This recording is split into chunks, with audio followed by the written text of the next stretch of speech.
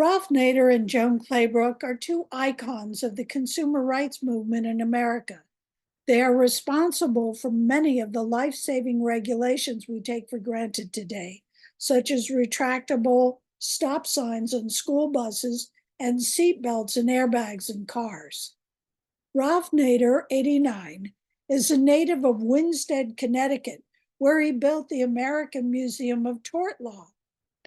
A graduate of Princeton University and Harvard Law School, the 1965 publication of his book, Unsafe at Any Speed, criticizing the safety record of the automotive industry, became so influential it led to President Lyndon Johnson signing the Motor Traffic and Motor Vehicle Safety Act and the Highway Safety Act in 1966, and arguably led to the National Highway Traffic Safety Administration 4 years later. Unsafe at Any Speed is among the Library of Congress's original list of 88 books that shaped America. Nader has been named to the list of the 20th century's most influential Americans by Life, Time, and the Atlantic magazines. He is also widely credited with founding the consumer movement, numerous organizations, including Public Citizen, and with coining the term corporate welfare. Nader's June 1980 speech in Detroit to a conference of trial lawyers is cited as the catalyst for the founding of Trial Lawyers for Public Justice 2 years later. The name would later be changed to Public Justice. Joan Claybrook, 86, was born in Baltimore, Maryland, and graduated from Goucher College at Georgetown University Law Center. She spent her early career doing legislative work in Baltimore, then Washington, D.C., where she met Ralph Nader. Joan worked as an executive assistant to the first administrator of the National Highway Traffic Safety Administration until 1970. She then worked briefly for a congressional representative from Maryland before joining Public Citizen and becoming the organization's chief lobbyist as head of Congress Watch. In March 1977, Joan was appointed by President Jimmy Carter to head the National Highway Traffic Safety Administration, its first female director. The automotive industry was less than thrilled, but Automotive News sounded a more conciliatory note. Quote, "We believe Claybrook will be beholden to nobody, including Ralph Nader or any other special interest group, and we're looking forward to seeing someone at the head of NHTSA who understands the workings of the department," end quote. After Ronald Reagan's 1980 landslide election, promising a revolution of deregulation, Claybrook left the NHTSA to head Public Citizen. She was among the first to join Trial Lawyers for Public Justice and remains on the board of Public Justice today. Ralph, what prompted you to give that speech in 1980? Well, there were a lot of vacuums that reflected the gross underutilization of tort law by millions of wrongfully injured persons or next of kin. There weren't enough cases being brought. There wasn't enough focus on beating back the insurance lobby and other tortfeasors lobby that tried to weaken the common law of torts by getting bills through legislators in state after state. So I thought that trial lawyers who are very much preoccupied with their own cases, they're sort of in their own silo, needed to be encouraged to rise to a higher level of significance by creating new public interest law organizations. And that's what started our effort. Joan, how did you respond to Ralph's speech? Well, I didn't know anything about it. He gave this speech and almost a year passed, and Ralph had one of his existing staff people start trying to raise money for it. And that was impossible. It was too big a job. So he called me in the summer of 1981 when I had just been fired by Ronald Reagan. and was looking for some work. And I met about 80 or 90 trial lawyers who came together for a meeting that Ralph called. And there was a great deal of enthusiasm for this. And the deal was it was $1,000 to be a founder. And I promised them we would never ask them for money again, which is the biggest lie I've ever told in my whole life. And so Ralph asked me if I would keep on. This is all as a volunteer, by the way, no, not for pay. And so on February 1st of 1982, we organized a meeting and a dinner. And the contributors and founders came to Washington. And we started trial lawyers for public justice. We really didn't know what we were doing and what we were going to do, but we knew that it needed to be done. In a 2001 Frontline interview, Joan described how the auto industry blamed the driver for a crash. Ralph worked on legislation that shifted attention to the crash worthiness of the car. When there's a collision, if the occupants are not restrained, such as by seat belts, airbags, protected, rollover bars, collapsing steering column, padded dash panels, head restraints, they're going to go through the windshield and get killed or seriously injured. And the auto companies didn't have any interest in crash-worthy engineering designs. They were interested in style and horsepower, and they reveled in blaming the driver for every crash. And so we developed the concept of surviving crashes and surviving the second collision. The first collision is the vehicle hits a tree or a wall or a rock, and the second collision, instantly afterwards, as the driver and the motorist hurtling forward or sideways, depending on the crash, and getting killed or injured. And if we restrained people in these high velocity crashes and improved the structure of protection and also improved brakes and tires and handling characteristics, most of the deaths and injuries could have been prevented, and in a future sense could be prevented with mandatory federal government standards imposed and enforced on the auto industry. What Ralph just described led to the Auto Safety Act, which affected the liability law when challenged in Larson versus the General Motors Corporation in 1967. The judge noted that the car was not designed to be crash-worthy, thereby shifting the blame for the crash injury to the manufacturer, not the consumer. Well, there are all sorts of systems that you can put into a car that mitigate the impact of the crash. Ralph has mentioned some of them. The collapsible steering assembly is particularly important because when you go forward in a crash, in a frontal crash, and you go into that steering column, it can crush your chest. But if it has a collapsible feature to it, when a certain amount of force is imposed on that steering wheel and it collapses away from the occupant toward the dashboard, that will prevent, in most cases, almost completely crushing your chest. So that's the kind of system that we're talking about. Airbags are another one. They come out of that steering column that's retracting, but it comes out and it protects you by spreading the forces across your whole chest and your head. The airbag is really important to protect your head because you may have a seatbelt on that will save you from going into the dashboard or to the steering column, but it's not soft enough to prevent serious injury to your chest. And that's one of the most important parts of your body, and your head is obviously the most important.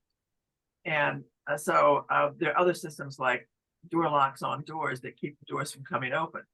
My cousin was killed, age 15, in a crash where he was sitting in the back seat, didn't have a belt on because they didn't have belts in those days, it was the 70s, in the rear seat. And the door flipped open and he flipped out on the highway at 60 miles an hour. So there are so many issues. NHTSA has standards for what's called pre-crash. That's before the crash occurs, like brakes and lights and steering. And that has crash worthiness standards. which are for the things that I've been describing mostly, the collapsible steering assembly, the airbag, the belt, and so on. And then post-crash to prevent fires. So they have quite a large number of standards that are designed to protect the occupant, no matter what the circumstances of the crash. And rollover is another more recent one that's come to light, that you can really do a huge amount by designing the car properly, so it doesn't tip over, so that the occupant is protected when the roof doesn't crush in on them, so that their head is not crushed. So those are the kinds of standards that make all the difference in the world in the death and injury rate in car crashes. Court secrecy has been a big issue from the beginning of public justice. Could you explain the importance of the discovery process and revealing information the corporations would rather keep secret? Well, this relates to the three functions of tort law. One is to obtain adequate compensation for wrongfully injured people, such as medical malpractice victims, such as victims of machinery that's defective, consumer products that are defective, medical devices, for example, toxic substances, air, water pollution, contaminated food. The second is to disclose information that is not publicly available regarding these specific hazards to alert a larger public through the media to watch out, to demand recall of products, to demand federal and state safety regulations, or at least public hearings.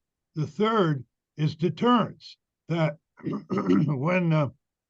when these verdicts and settlements hit the corporations in their pocket and expose their executives to depositions, they get the signal from the company that's a defendant to all the companies in the particular industry.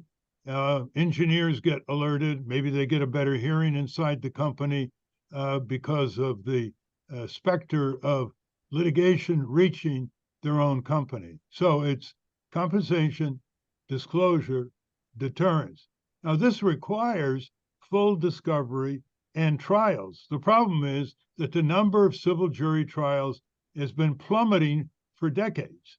In fact, some people think a jury trial is heading for extinction because there's so much pressure to settle these cases, especially by judges who don't like to spend time trying cases. They're not that industrious, and they put a lot of pressure on plaintiff lawyers to settle, to go to mediation, especially in mass tort cases. And second is, there are terrible restrictions now from conservative Supreme Court and state courts on class actions. And that reduces enormously the number of people who can be represented fairly and expeditiously who have experienced common hazards from similar products. And the third is, of course, the ultimate goal of the insurance lobby, which is to get rid of the common law of torts entirely, turn it into a workers' comp system, so much for a leg, so much for an arm, where they can get rid of the trial by jury, they can get rid of the disclosure, they can get rid of the deterrence. And so this is a fight for health and safety for the entire community. And as torts become more reflective of modern technology, tort lawyers are looking for torts of the future. And the one that's right on the horizon now, on everybody's minds, is the Silicon Valley tortious companies, Facebook and Google, and Instagram, and TikTok, in effect, seducing youngsters through their iPhone or computer into the internet gulag, where they're exposed to harmful products, junk food, junk drink, violent programming, where they give up personal information that's then repackaged and sold to other companies anywhere in the world, and where the children are exposed to extreme, nasty situations that lead to depression, sometimes suicide. And now there are hundreds of cases that have recently been filed by law firms around the country, creating this new tort from the internet itself. Joan, could you tell us what public interest means in the context of public justice? Well, public interest means activity, an organization operating in the public interest, activity that represents the interests of all the people without the special interests, the manufacturers or the sellers or the designers demanding and commanding the activities of the organization. And so most nonprofits that do advocacy work, such as Public Citizen, are what we call public interest organizations, advocacy organizations. And they go before Congress and they go before the courts and they go before the government agencies, and they push for the adoption of safety standards or health standards or fair equity standards and so on. And so that's what a public interest organization does. It's a nonprofit. It generally, although not solely, raises money from the general public as opposed to any particular interest group. Public interest law is not limited by the prospect of the current likelihood of a retainer fee for the contingent fee lawyer. There are cases that are so expensive and so burdensome and take so long that lawyers who operate just on the contingent fee, don't charge by the hour, just can't persist in undertaking them. And so there's a gap there. And 95% of the wrongfully injured people or next of kin in this country that have actionable causes of action don't even see a lawyer, much less file a lawsuit. So the underutilization of tort law reflects vacuums such as inadequate support to make the courts more accessible, to expand the court budgets, which are only about 2% of state budgets. So there are more judges, more courtrooms responding to the unfilled demand for justice by wrongfully injured people, and to beat back the forces that want to destroy the common law of torts and the right of trial by jury, as I mentioned to begin with. Now, all of these are not likely to be pursued by trial lawyers who are focused on their immediate caseload.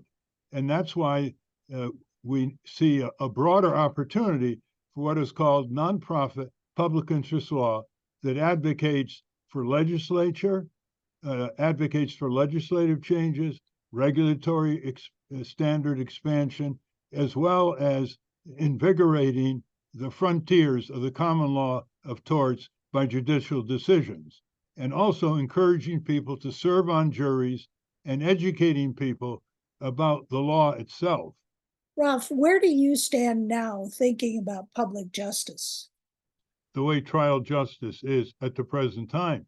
The tortfeasors lobby, led by the insurance companies, they start these groups all over. They have fancy, deceptive names like Texans Against Trial Abuse.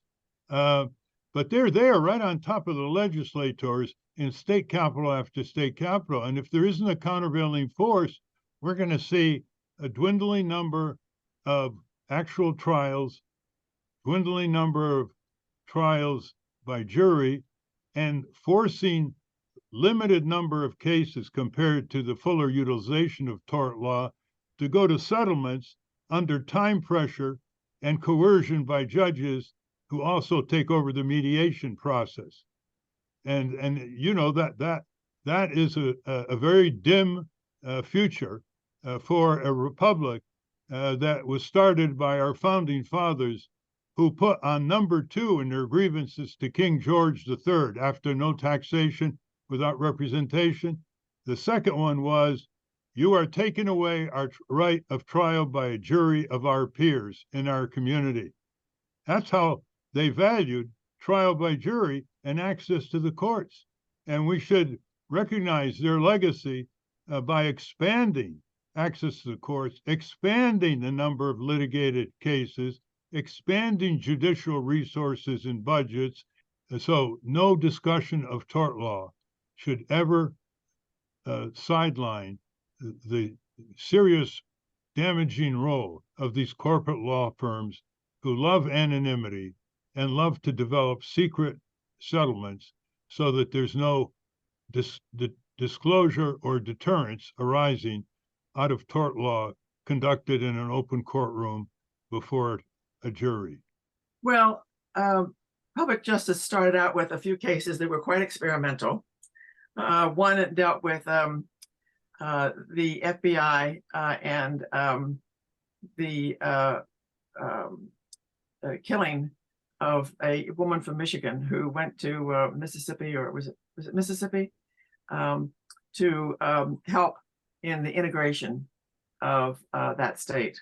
They accused the FBI of being involved in the killing of these three justice workers, and so they lost the case, but it really brought the organization together, cause-oriented, very, very cause-oriented, and the lawyers from all over the nation were working together. They also did a nuclear power case where they surprised the industry by requesting depositions in about 15 different states, or maybe it was 10, all at on the same day. And so it drove the company crazy to prepare to answer these depositions. And it showed the power of the lawyers from different localities working together and going after the companies that had caused this harm.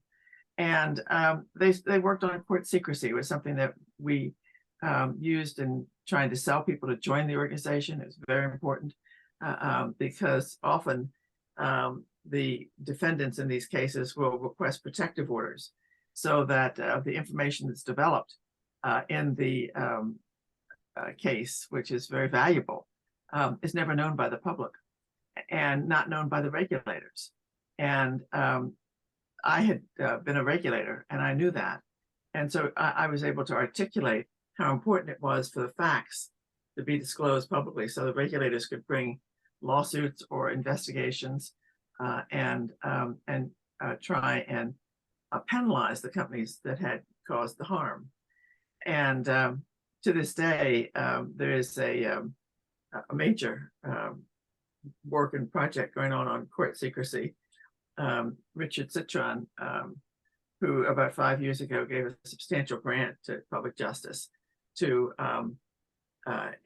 enlarge the work they were doing. And some of the trial bars across the country worked to get legislation passed, state legislation, that required the disclosure of information developed in court cases, whether it was on a defective product, a drug or a car, or whether it was on some kind of practice that industry engaged in that was very harmful to the public.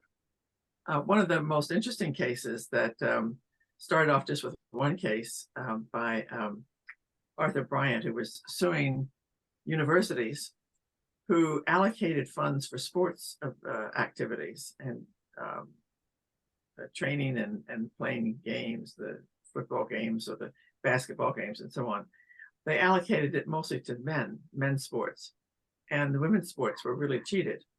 And so he said that this was an equal protection issue, and that the women had to have funds allocated for the sports programs of women on a basis of their proportion in the school, paying the fees for the sports. And it's one of the reasons that I believe that women's sports has grown so dramatically, both in terms of the Olympic Games and in terms of state games and in terms of the involvement, for example, of women in soccer. Women were never involved in soccer before.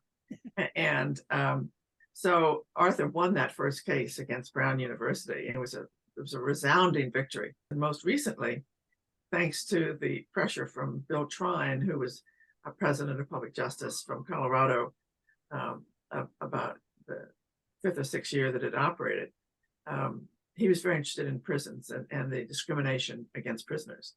And a woman named Leslie Bailey, who is a staff person at public justice, has taken these cases and gone beyond belief winning these cases. There's another case another area that public justice worked in arbitration. And a lot of times companies will want to have arbitration rather than go to court, rather than have a trial. And that's highly advantageous to the company because they do one arbitration case after another. They get to know the arbitrators, and the arbitrators then make money during arbitration, and they favor the company, so they'll do more arbitration.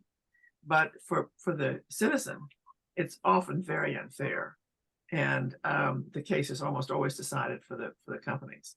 So public justice has made a real practice of challenging arbitration, and has changed the law a lot, even though there are in fact some statutory laws on arbitration favoring arbitration. And there's one that's a major one that was decided in California dealing with truck drivers, and we won that case. So again and again and again, and also in the environmental area, these are the kinds of cases that public justice has brought. And now they've been bringing in recent years cases involving students and the harassment of students and the impact of the internet on students. And they've just been doing fabulous work in that area too. So there are so many reasons and advantages of having an organization that pulls together the trial lawyers and educates them and sustains them and encourages them and raises money from them. And that membership is a very powerful one. And the board is a very large board, helping each other and helping the organization grow and reach further. Thank you both very much.